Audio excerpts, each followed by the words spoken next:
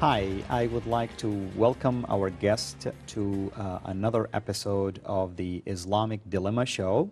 I'm your host, Fadi, and with me today, my special guest, Bill Warner. Bill, how are you? Delighted to be here. Today's episode will focus on the Quran again, and we will continue with our discussions regarding the importance of studying the Quran. And before we do that, I'd like to share with you from my own experience as a former Muslim that I have always viewed the Quran to be a perfect book that is the guidance for my life, that I had to follow it to the letter if I want to please the God of Islam, basically, and if I want to imitate the Prophet of Islam. And at the same time, I never ever thought that the Quran have any issues or contradictions or things that I need to be concerned about. Until, of course, I left Islam and I followed Christ, and at that point, through my search and through my analyses, and shall I say critical analyses, I discovered that the Quran actually is not a perfect book at all, and in fact it has a lot of serious issues that demand Muslim people in particular to look into it, which is things that I was fortunate enough to cover in the book that we just released, The Quran Dilemma. Bill, you have been studying the Quran, as you have stated before. Mm-hmm. Now, why do you think the Quran is an important book to analyze, even for non-Muslims? Well, you've just mentioned part of it, which is in your own introduction in relation to the Quran. When you read the Quran, you are reading a document that most Muslims accept as being absolutely perfect, without error. But the other thing that you've stated, and I've learned this as well, and this is another reason for non-Muslims to know it, is that it turns out that a lot of Muslims I've talked with don't really know that much about the Quran. Now, what is ironic is that most non-Muslims think when you ask a Muslim, not only is the Quran perfect, but there's this weird thing that everybody presumes that every Muslim knows the Quran perfectly. True, because you're indoctrinated as a Muslim person. I mean, they teach you the Quran. In my case, at least, where I grew up in Saudi Arabia, they teach you everything about Islam, the Quran, and religion from a very young age. I remember daily, 5 days a week, every day, at least a couple of hours studying religion all the time. And we're not talking about comparative religion here. Right. You don't study like anything about Christianity and compare to Islam, or Judaism and compare to Islam, or anything else like the isms that you mentioned and compare to Islam. No, you study Islam, and everything else is obsolete, is not good. That's all you hear about, you know. So you have to remember that and keep focusing on studying Islam. And of course, when it comes to the Quran, it is thought of to be the absolute word of God, and that's where the fear stems from. Because every Muslim think like, I do not dare to question what God is saying. Yet really, in reality, when you look at what God is saying in this book, actually we as humans can say much better. Well, we can certainly say it with less contradiction and with better order so that it's logical. True. Now, what about the importance of studying the Quran, for instance, when it comes to Sharia law? Well, Sharia, which we will discuss later, is really based on two things. One is the Quran, Allah, and the other is the Sunnah, or the practice of Muhammad.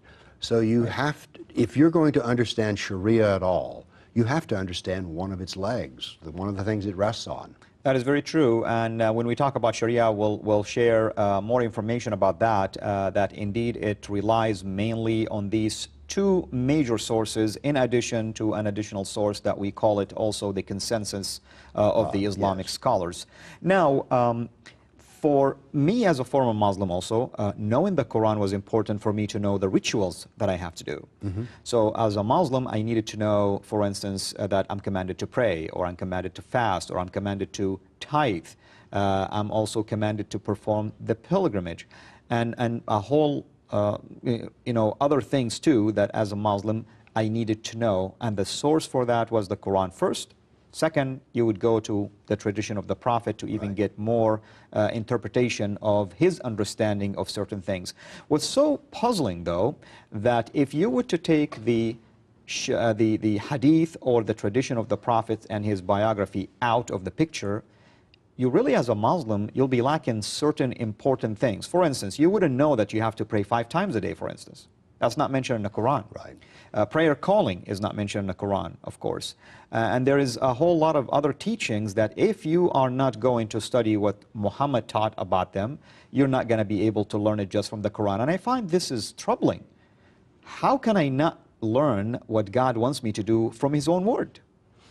What is your thought on that? Well, as you know, the very prayers that you use as a Muslim are not found in the Quran. They're instead found in the traditions of Muhammad. And that's one of the things that's puzzling about the Quran, is how incomplete it is.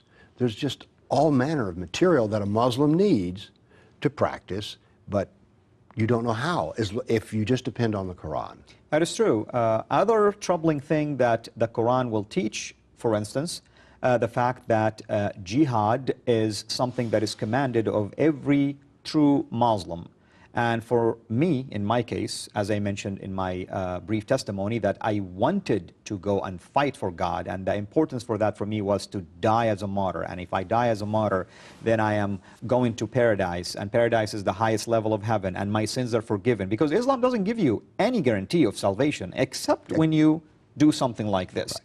And that's what the Quran is going to help you with. Chapter 5 and chapter 9 of the Quran are considered to be the latest 2 chapters that are revealed, which lead us to the doctrine that is absolutely dangerous, and that's the doctrine of abrogation or cancellation. That's where the radicals use, basically, and state that all of the peaceful verses, even including the one that says there is no compulsion in religion, have been canceled. Mm-hmm. I mean, did you encounter any difficulties with trying to reconcile the 2 sides, or I like your terminology, the 2 Qurans, basically? Right. Well, when you're first reading it, there is the confusion of like, well, which is it? Is it warm and fuzzy, or is it really bad? And so you're left with the contradictions. What do I believe here? Really is what it comes down to. Exactly. It's like a dual personality. And so you're very confused, and then of course we do find out that, well, no, there is a process for sorting out the confusion. But, as you point out, the process for sorting out the confusion is that jihad is good, tolerance is weak. Tolerance is really for a weak person, and which was true of Muhammad's life. He was tolerant when he was weak, but when he became strong, not so much. Exactly. Now, the Quran as a book, if I want to just illustrate its size for those at least who are familiar with the Bible, the Quran is about 2/3 the size of the New Testament. Mm-hmm. The current Quran, and I want to underline the word current Quran, because truly we do not know, of course, if this is the true Quran that was revealed by the Prophet of Islam. When we talk about how it was collected, we are going to share more details about why we believe that what we have in our hands today is really not the complete Quran that was revealed by the so-called Prophet of Islam. This Quran has 114 chapters, as you know, Bill, and the way it's organized, really, it's not chronological. Not at all. And that's even troubling too. If you want to study something, you are going to struggle with finding out the entire history behind its revelation and how it fits together as a book. One of the things I tell people to understand the Quran, what I call the bookstore Quran, is that imagine you took your favorite mystery novel, cut off the spine, and then rearranged the story in terms of the length of the chapter, which is the way the bookstore Quran is done. And then I gave you my favorite mystery book and told you to read it. You'd try for a while and you'd go, this doesn't make any sense at all. The murder didn't happen until the next to the last chapter. This does not make any sense. So that's the way the Quran is. It's like the mystery book with the story removed because of the way the chapters are ordered. That is true. When it comes to the number of verses, for instance, there is a debate. Some will say it's 6200 or 6204, 6232, 6234, 6236. And you look and you say, well, how many verses do we have in the Quran? And these are mere human who are deciding the number of verses. Nevertheless, of course, the names of these chapters, at least from our studies, we know that Muhammad did not really label every single one of them. Some of them were known in his time. Yes, he did reference some of them, and we want to be fair about that. but not all the Quran was actually referenced in terms of its chapters and the organization of those chapters. In fact, the way the Quran is organized, it's almost similar to how the prophets in the Old Testament was organized, basically starting from the largest to the smallest. But even when you look at the Old Testament, the fact that it's organized that way, from the largest to the smallest, you can still tell just by looking at the introduction of each of these books, when the book was written, who wrote it, which king was living at that time, and you can still fit it together chronologically in an easy way. You know, there's something here that if you're familiar with the Old Testament, it is it tells wonderful stories. It's great storytelling. Another thing that's odd about the Quran is, it's dreadful storytelling. A lot of times the beginning of the story, you're left with, what are we really talking about here? So there's another incompleteness here, which is, Allah turns out to be not a very good storyteller. Well, you know, Bill, you're fortunate that I am a former Muslim, because if I would have heard you say this about the Quran when I wasn't, when I was still following Islam, then definitely I probably would have been upset. And this is the truth. You cannot really criticize this book at all. And everybody would want to tell you that it is a perfect book, preserved in heaven. And the question is, if it's preserved in heaven, then why did God not reveal the whole thing all at once? All at once. It would have saved all of us the trouble of trying to figure out which part fits where. In fact, you know, you mentioned yesterday that there were some troubling issues with you, at least, when you're trying to read the Quran in terms of its cohesiveness. Can you elaborate further on that? Well, one image I have is of a head of cabbage that's been chopped up and then put into a bowl. Now, we started off with something that was integral and easy to recognize, but when you put it all in the bowl, it's like it's hard to even tell what was the original form of this. You suspect as you're reading it that at one time this all made sense, but it's like it's been run through a blender. And we know the blender we took and just put the longest chapter in the beginning, and so it doesn't cohere, there's not a progression. Yeah. Well, Bill, you know, I'm glad to tell you that you're not alone in terms of your struggle about the Quran. I'm going to use just two examples, one of a Christian apologist and another one of a well-known Islamic commentator and exegetes of the Quran. The first slide here we're showing is by what we call Al-Kindi apology, and Al-Kindi was a Christian apologist who was debating another Muslim apologist around the 9th century AD or so. This is what he says about the Quran in his comments. He said, when the poets compose their poetry and weigh it to make sure that it is to the proper scale, which is harder and more precise in meaning, this is what it says, it stays cohesive.